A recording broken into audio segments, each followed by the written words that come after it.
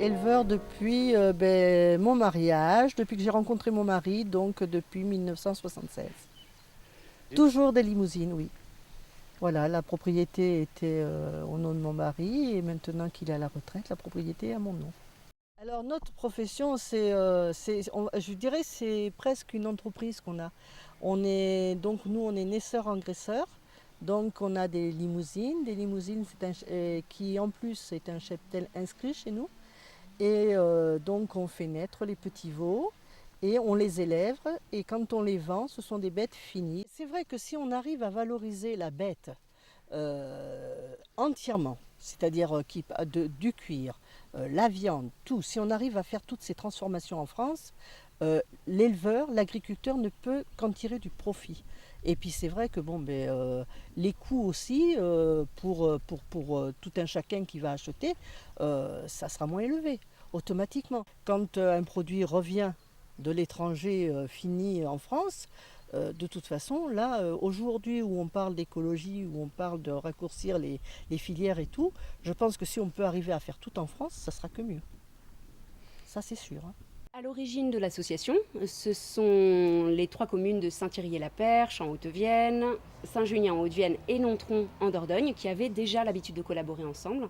Et Xavier Louis, qui travaillait avec l'ensemble de ces communes, a lancé l'idée, leur a émis l'idée qu'il faudrait valoriser le cuir. C'est vrai que ces 3 communes ont en commun de travailler cette matière première, d'être une terre d'élevage. On a la tannerie, la mégisserie, l'abattage et toute la transformation sur le territoire. Là-dessus, la ville de Montbron s'est ajoutée puisqu'Hermès s'y est implanté début 2012. Et c'est une commune qui a aussi un passé lié au cuir. Le parc naturel régional Périgord-Limousin a permis à l'ensemble de ces 4 communes de porter le projet en mettant à disposition un chargé de mission en ma personne, donc à partir de mars 2013. Donc l'association a un petit peu plus d'1 an. Elle est composée donc des 4 communes, Montbron en Charente, Nontron en Dordogne, Saint-Thierry et Saint-Junien en Haute-Vienne et du parc naturel régional Périgord-Limousin. Aujourd'hui, l'objectif, c'est de promouvoir la filière cuir, de l'élevage jusqu'à la transformation, mais aussi de susciter des vocations parmi les jeunes. Parce que sur le territoire, on a toute une série d'entreprises qui sont implantées et ancrées de manière solide, et elles cherchent à recruter. Voilà. Elles ont besoin de jeunes ou d'adultes qui cherchent une reconversion professionnelle. Donc, leur intérêt dans les portes du cuir, c'est de promouvoir les métiers.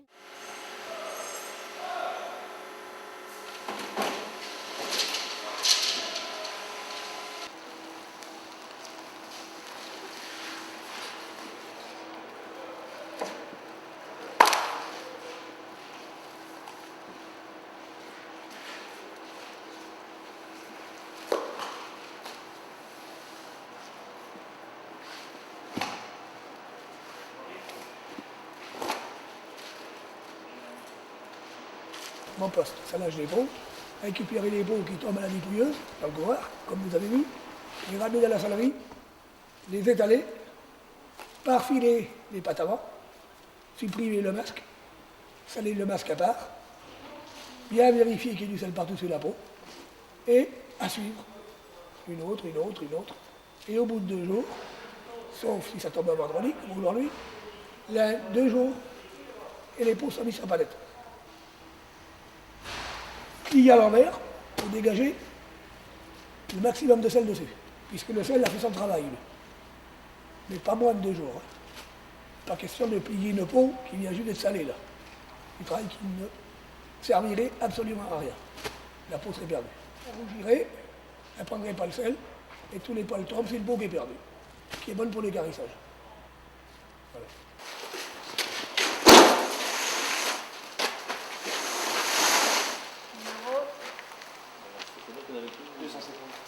On va l'ouvrir encore. Alors, parce qu'ils ont mis tout au dehors.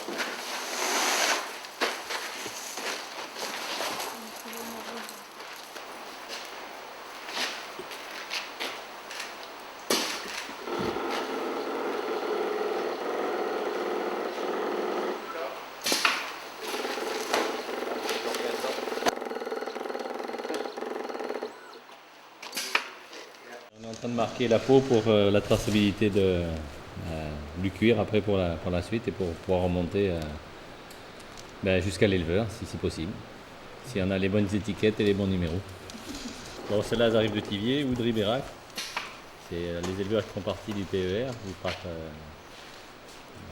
d'excellence rurale, du pôle d'excellence rurale. Et puis là partiront après pour se faire tanner.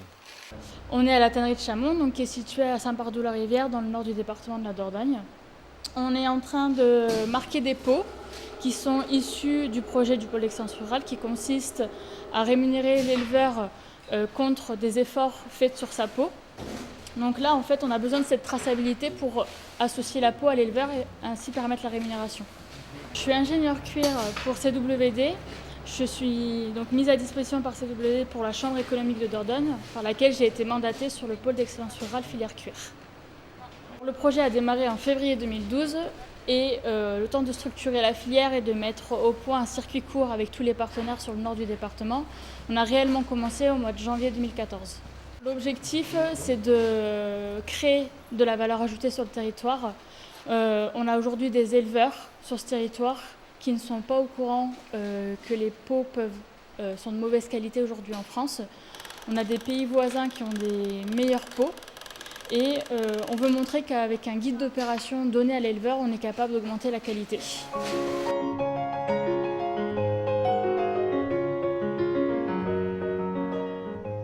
L'origine de la tannerie à Bellac, ça serait le Moyen-Âge. Ensuite, au moment de l'industrialisation, on retrouve des traces de tannerie industrielle à partir de la fin du 19e siècle. Donc mon grand-père, lui, a démarré d'abord corroyeur en région parisienne. Et dans les années 50, quand on parlait de délocalisation, c'était des délocalisations de Paris en province. Donc à ce moment-là, il a eu l'occasion d'acheter cette tannerie donc, à Bellac. Dans les années 70, ils ont racheté la rive droite, qui était la tannerie Papon. Ils étaient spécialisés surtout sur le tannage du veau. Donc on s'est développé, agrandi à ce moment-là. Et puis dans les années 90, il y a une autre tannerie à Bellac qui cette fois-ci a fermé, les tanneries Papon Centraux. Donc mon père a repris 5 ou 6 employés, je ne sais plus exactement à ce moment-là, de la tannerie Papon Centraux, qui nous ont apporté aussi, eux ils ont gardé leur emploi, et puis il y en a encore 4 qui sont ici aujourd'hui, les autres ont pris leur retraite. Et ils ont apporté le savoir-faire aussi qu'il y avait de la tannerie Papon Centraux. Donc on peut dire qu'aujourd'hui, la tannerie Gall est la dernière tannerie à Bellac, et on a conservé, et on est un petit peu, on se bat pour garder les savoirs traditionnels du cuir à Bellac, puisque mon père a su, disons, optimiser, il est ingénieur chimiste, et donc il a su optimiser le savoir-faire traditionnel.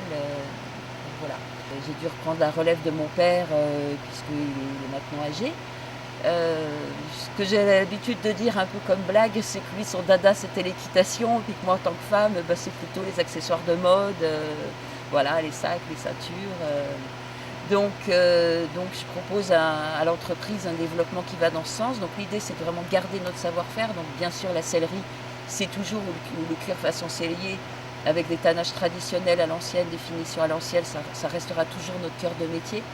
Moi, je suis vraiment dans l'idée, la France, on a des savoir-faire traditionnels, il faut les défendre, il faut savoir les conserver, les mettre en valeur. Je veux dire, on est connu comme ça à partir le luxe. C'est pas pour rien que le luxe français, c'est pas juste de la com.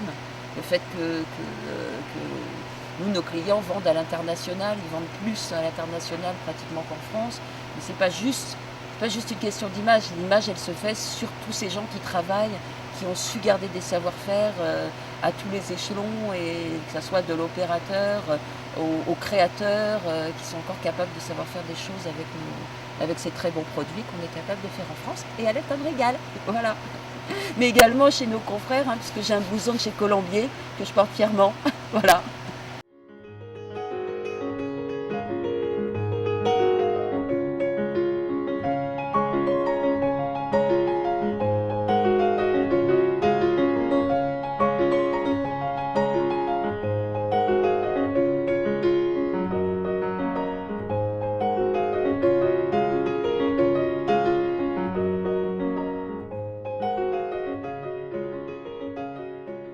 la troisième génération de mégissiers à la mégisserie Colombier.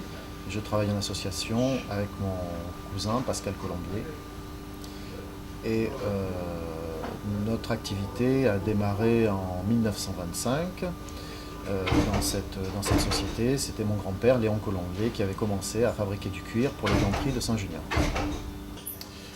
Alors auparavant, jusqu'à encore une période récente, nous faisions le travail de la peau brute jusqu'au piclé, c'est-à-dire toutes les opérations qui démarraient en fait, à partir de la peau telle qu'elle arrivait à l'abattoir.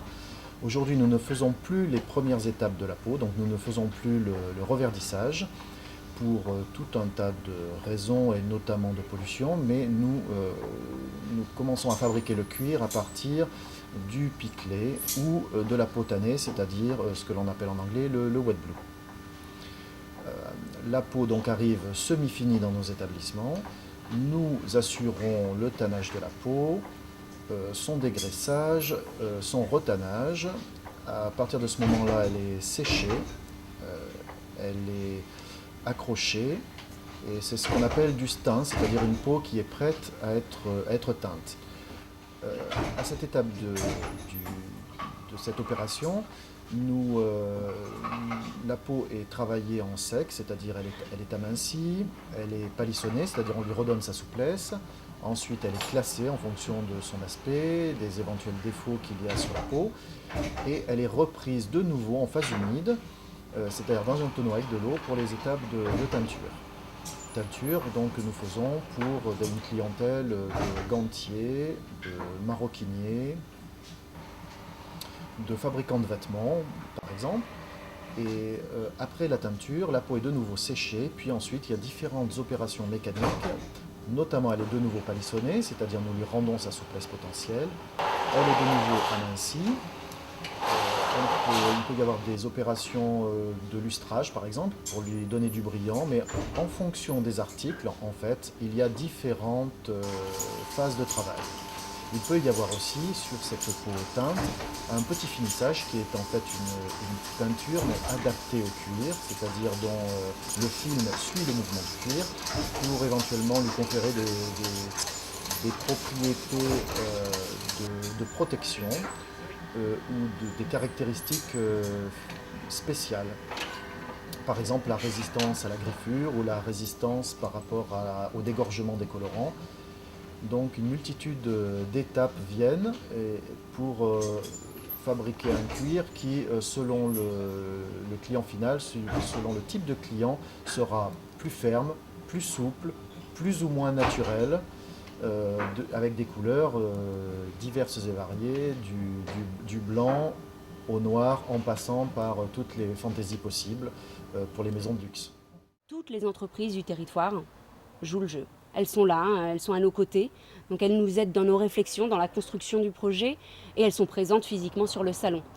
Pour elles, pour les grosses entreprises, ça permet de rencontrer des jeunes, de valoriser les métiers, donc de susciter des vocations, c'est vraiment leurs objectifs.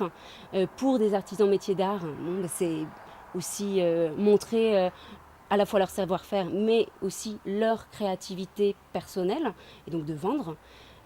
Pour d'autres entreprises, ça permet de générer des collaborations sur place, sur le salon.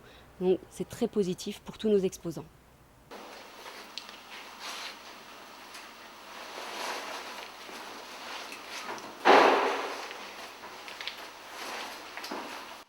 On reçoit les peaux de l'abattoir en poêle salé. Donc la première opération, c'est d'enlever le sel et d'enlever les poils. Donc on appelle ça le travail de rivière.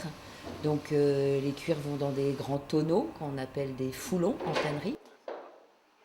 Donc le travail de rivière, on va d'abord nettoyer les peaux, leur redonner de l'humidité, enlever les poils, puisque chez nous on fait des cuirs, pas de la fourrure, hein, donc on enlève tous les poils. Et puis on prépare la peau au tannage, c'est-à-dire qu'il y a des produits qui servent à faire gonfler la peau pour la préparer à recevoir les tanins. Voilà. Puisque tanner une peau, en fait, si on prend un produit putrescible, hein, la peau. Et tanner une peau, c'est quoi? C'est la rendre imputrescible, c'est-à-dire qu'elle ne pourrisse plus et qu'elle soit durable dans le temps et qu'on puisse la réutiliser. Voilà. On va passer à l'écharnage.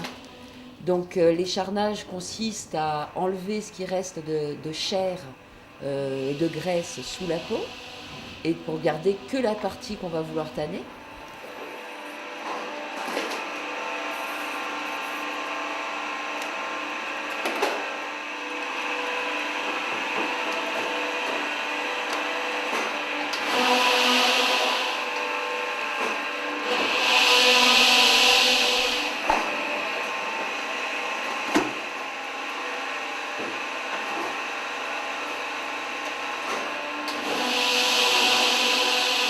Après l'écharnage, ils retournent dans un bain pour les mettre au bon pH. La tannerie, c'est de la chimie, hein, donc pour le mettre au bon pH, pour encore une fois préparer la peau au tannage.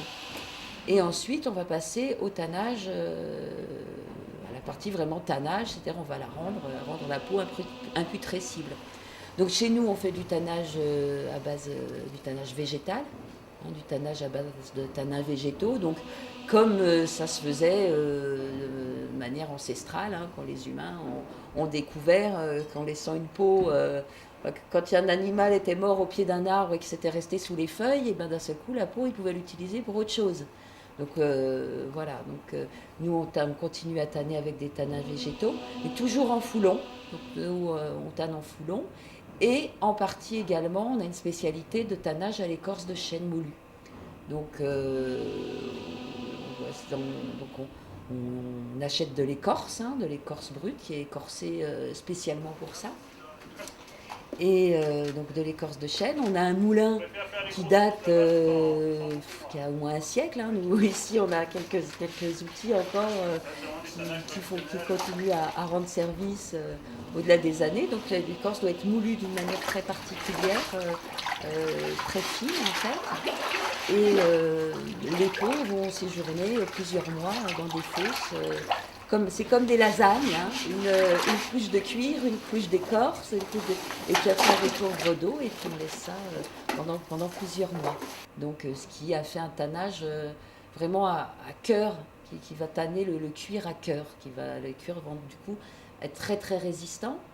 Alors en termes d'années, on a des cuirs sur des selles qui ont 50 ans et qui continuent à servir, quoi. Ensuite, une fois que les cuirs sont tannés, on va les trier.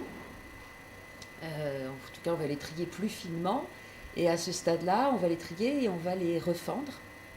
Donc refendre, qu'est-ce que ça veut dire? Ça veut dire il y a une machine qui les coupe dans l'épaisseur pour leur donner commencer à leur donner l'épaisseur voulue par le client. Voilà, donc là on va commencer à dispatcher nos tas de cuir, le lot de cuir qui d'abord est fait globalement. On va commencer à choisir suivant donc l'épaisseur, parce que les vaches, c'est comme nous, hein, elles n'ont pas toutes la peau de la même épaisseur. Hein. Il y en a, même si c'est la même race, il y en a qui ont la peau plus fine, d'autres qui ont la peau plus épaisse. Et quand on achète aux abattoirs, ils ne peuvent pas nous garantir exactement. Donc dans un lot, on trouve différentes sortes d'épaisseurs, différentes sortes de qualités. Il va y avoir des peaux qui auront eu plus ou moins de coups, de cicatrices. Hein, c'est comme nous, hein, il y a des vaches plus casse-cou que d'autres, ou qui auront eu des maladies de peau. Donc c'est vraiment à ce moment-là qu'on voit voilà, qu'est-ce qu'on peut faire avec quel cuir. Et donc on va refendre, scier à l'épaisseur voulue, et puis aussi trier en choix. Et ensuite, ça passe au retannage, donc c'est des plus petits foulons. Retannage, teinture, et nourriture. Donc nous on fait de la teinture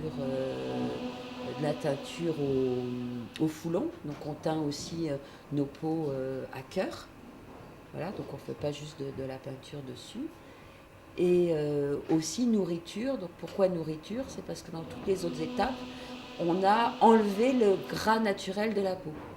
Et là, il faut redonner du gras, parce que sinon, on n'aurait aucune souplesse, on n'aurait que du carton.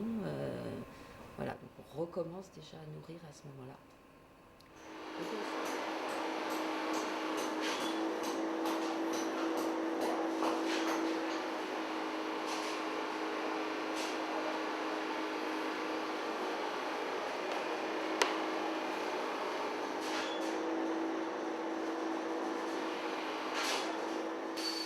les cuirs sont secs et bien mis à plat, on passe à la dernière étape qu'on appelle le finissage.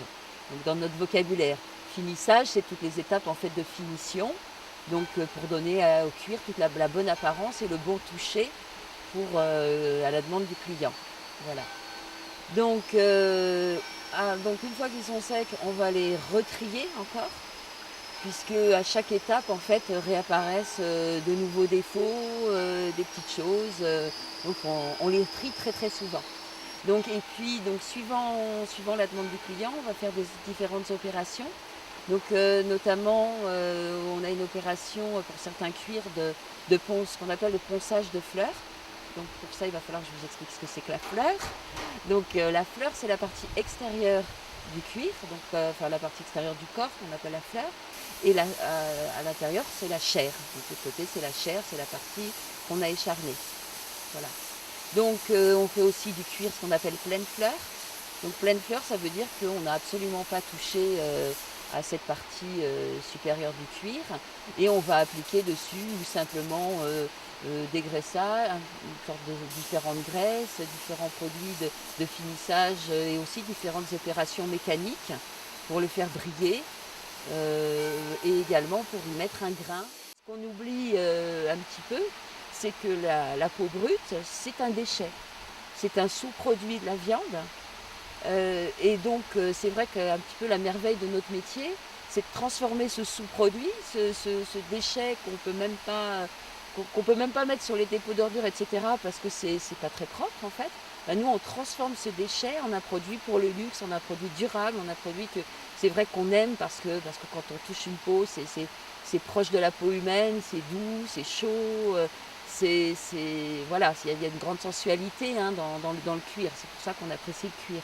Les entreprises qui sont implantées sur le territoire recrutent aujourd'hui, elles ont besoin de main-d'œuvre. C'est une filière en pleine expansion et elles cherchent des jeunes et des moins jeunes, des personnes qui ont certainement cette vocation, si on peut parler de vocation, cette fibre en tout cas, à la fois créative mais technique. Tout le monde ne peut pas faire ce métier. C'est vrai qu'on a eu tendance à valoriser d'autres métiers par le passé, qui sont un petit peu plus en face d'un ordinateur. Bon, aujourd'hui, on revient à des valeurs finalement beaucoup plus manuelles, traditionnelles, et les portes du cuir permettent aux entreprises implantées sur le territoire de valoriser ces savoir-faire. Nous sommes à Clairvivre, au centre de rééducation professionnelle. C'est un centre qui se situe près de Salagnac, en Dordogne, et un centre qui accueille principalement des personnes reconnues travailleurs handicapés qui viennent ici en reconversion professionnelle pour apprendre un nouveau métier suite à un accident du travail, une maladie professionnelle. Ça peut être aussi un accident de la vie ou une maladie. Donc le centre a une offre de formation très très vaste, dont un certain nombre de formations qui se situent dans le domaine du cuir, notamment l'orthopédie, la cordonnerie et la sellerie. L'atelier de sellerie où nous nous trouvons actuellement et dont je suis le formateur. J'enseigne ici les deux métiers de la sellerie, à savoir la sellerie harnachement, qu'on connaît souvent et plus particulièrement dans les métiers du cuir, mais aussi la sellerie garnissage qu'on oublie parfois, dans la mesure où c'est un métier qui va utiliser quand même beaucoup de cuir, qui se situe aussi, comme la sellerie harnachement, plutôt dans le haut de gamme. La sellerie garnissage couvre un ensemble d'activités extrêmement vastes dans le domaine du transport, notamment l'automobile naturellement, qu'on connaît beaucoup, par la restauration de voitures anciennes par exemple, par la réfection de voitures haut de gamme, voire même de très haut de gamme, mais aussi par exemple dans d'autres domaines du transport, ça peut être l'aéronautique, évidemment pas l'aéronautique on va dire grand public, c'est-à-dire les avions de ligne, mais plutôt les avions privés, pour des clients qui vont choisir particulièrement un design, des matières et des aménagements. Les capotes des cabriolets par exemple, ce genre de choses, et évidemment par exemple dans des voitures très haut de gamme, Je citerai des marques comme Aston Martin, Jaguar, Bentley, etc. Les clients sont très demandeurs de particularités, d'aménagements spécifiques, de design spécifiques. Et évidemment, on utilise des matériaux nobles comme le cuir assez fréquemment pour ce type de véhicule. Dans le domaine de l'aéronautique, ça va être identique, dans la mesure où les gens qui ont les moyens de se payer un avion privé peuvent tout à fait choisir les matières, le design, etc. Et font appel aussi à des artisans comme les gens qu'on forme ici.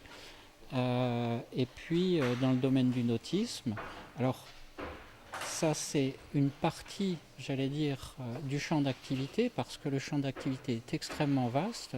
On peut citer aussi l'ameublement collectif. Alors quand on pense à ameublement collectif, on pense aux salles d'attente, etc., etc. Mais il y a de plus en plus de lieux où les matières haut de gamme et le travail haut de gamme sont importants, notamment par exemple les salles de réception des entreprises où on va recevoir des clients.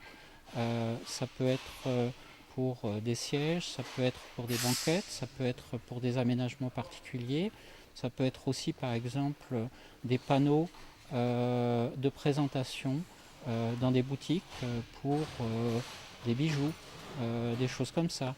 Ça peut être beaucoup de choses comme ça dans différents domaines qui permettent aux celliers garnisseurs d'envisager l'avenir avec plutôt pas mal d'optimisme, dans la mesure où c'est un métier qui s'est beaucoup ouvert et beaucoup développé ces 10-15 dernières années, et qui en plus a un avantage à la fois sur l'éventail d'activités possibles, mais aussi sur le modernisme et le fait que c'est un métier qui est vraiment dans son époque, dans la mesure où de plus en plus d'architectes, de designers et de gens dans différents domaines, si vous voulez, de l'aménagement,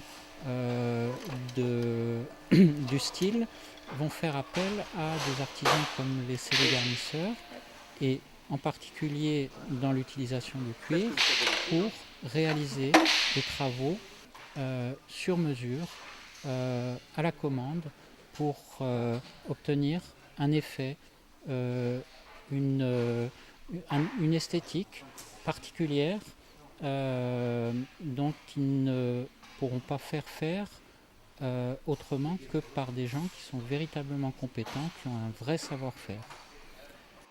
Les clients de la tannerie Gall notamment, qui est vraiment pas loin d'ici et qui est connu depuis si longtemps pour la qualité de ses cuirs. Mais j'allais dire, je pense que sans faire de chauvinisme, on peut parler là aussi, si vous voulez, d'un savoir-faire qui est particulièrement bien maîtrisé, notamment en Dordogne. Pourquoi aller chercher loin des choses qu'on a si près, et quand en plus, j'allais dire, en termes de prix, on s'y retrouve. Les gens qui arrivent à se reconvertir dans des métiers comme cela vivent d'une certaine manière une passion. Donc c'est plutôt satisfaisant en fait de voir d'année en année des stagiaires comme ça évoluer dans leur métier, et puis d'avoir des nouvelles comme ça d'anciens stagiaires.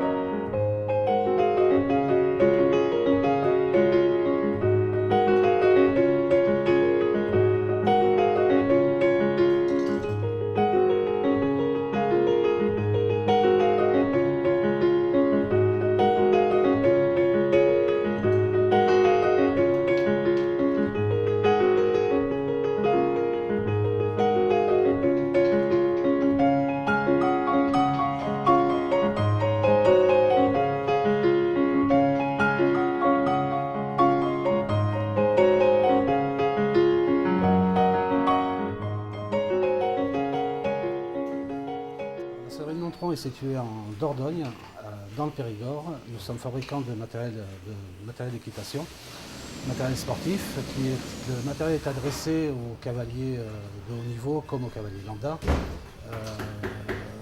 On a à peu près un pourcentage de 60% au marché européen et 40% au marché américain. Dans les selles que nous fabriquons, nous équipons 10 des meilleurs cavaliers mondiaux, 30 dans les 100 meilleurs mondiaux. L'atelier est composé d'à peu près d'une quinzaine de personnes.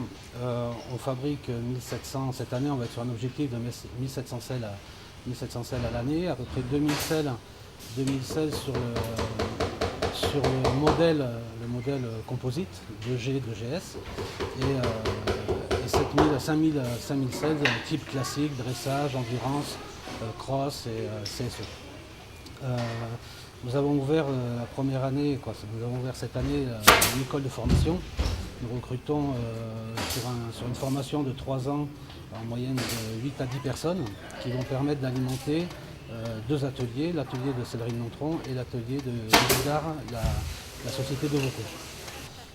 Alors nous sommes constamment en train de chercher des produits innovants avec des matériaux, des systèmes, systèmes de fixation, des systèmes de tenue sur le cheval, tout le temps dans l'innovation, oui, c'est notre quotidien. Pour moi, vous avez les personnes de la première formation. Motivé, c'est un métier quand même artisanal, donc il faut aimer un peu le côté manuel du métier. On espère que justement à travers ces formations qu'on est en train de créer, qui durent 6 mois sur une première formation et après un contrat de 9 mois qui se déroule en suivant, donc une formation de 15 mois au total, on espère justement arriver à motiver un grand nombre de personnes et que ces personnes-là s'intéressent et s'épanouissent au sein de la structure. Donc CWD est implanté, le siège social est implanté à Nontron, donc en Dordogne. Nous avons des bureaux un peu partout dans le monde, des agents. Et notamment, nous avons des bureaux en Allemagne, aux États-Unis, un du côté de Burbank, un du côté de New York. Nous avons aussi, maintenant, la société est dirigée par un groupe, en fait, qui s'appelle Lean Group, Laser Motion, qui regroupe CWD et la société SA de Vaucourt. Moi, j'ai surtout la chance d'exercer un métier qui me plaît, puis surtout d'allier mon métier avec ma passion, ce qui est primordial, je pense.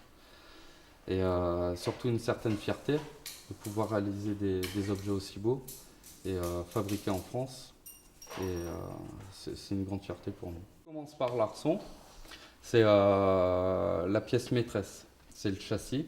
On travaille principalement avec l'arçonnerie française qui reste la référence mondiale. Ça nous permet véritablement de travailler en sur-mesure par rapport au cavalier et à la monture du cheval. C'est la base, c'est très important. Ensuite, on met donc les sangles, ce qui va nous permettre en fait de vraiment travailler en sur-mesure et par rapport à la profondeur, par rapport au positionnement du bassin. Là, après, ensuite, on va donc coller les mamelles, des mousses qu'on va poncer. Toutes ces mousses, c'est fait de manière artisanalement. Une fois qu'on a fait ceci, on arrive à cela. Ça, c'est notre mousse, c'est pour le confort du cheval. On est quasiment à la finition de la préparation de l'arçon. Ensuite, on va sélectionner donc le cuir de la peau avec le siège. Le siège, on va donc le mouiller, le positionner, le tendre, pour ensuite arriver au traçage qui donne ceci, pour faire en fait la couture des petits quartiers que ma femme aura fait au préalable. Une couture main, c'est primordial, c'est pour la durée de vie de la selle. Voilà, ça c'est le siège, il est fait. Ma femme en attendant, elle prépare donc les quartiers. Une fois que les quartiers sont faits, moi je fais l'assemblage. On travaille en binôme tous les deux. Les quartiers, les faux quartiers. Je fais les taquets, la mousse. Je fais le couture de siège. Les panneaux on fait, ça dépend. Parfois c'est Manu, parfois c'est moi. Et après je fais les lassages avant, arrière. Oui, j'adore ce que je fais. C'est un beau métier. J'aimerais pas changer. C'est vrai qu'à Saint-Thirier, c'est une terre d'élevage, voilà, depuis des siècles. Élevage bovin, on a aussi de l'élevage ovin sur le territoire. À Saint-Junien, on a la mégisserie, on a une tannerie un petit peu plus loin, donc, qui transforme le cuir. Et puis on a la ganterie, voilà, on transforme le cuir en gants. À Nontron, on va avoir l'entreprise La Maroquinerie Nontronnaise, donc Hermès qui est implanté là, qui va transformer le cuir en objet de maroquinerie, donc sac, petite maroquinerie. On a aussi la sellerie CWD qui est implantée, qui fait des selles. À Montbron aussi, on fait de la maroquinerie. Toute la filière est représentée. On a des abattoirs, pas forcément sur ces communes, mais sur l'ensemble des 3 départements. Donc toute la filière est là. On a les éleveurs, on a les abattoirs, on a les tanneurs, les mégissiers et les transformateurs en chaussures, en selles, en maroquinerie, en vêtements.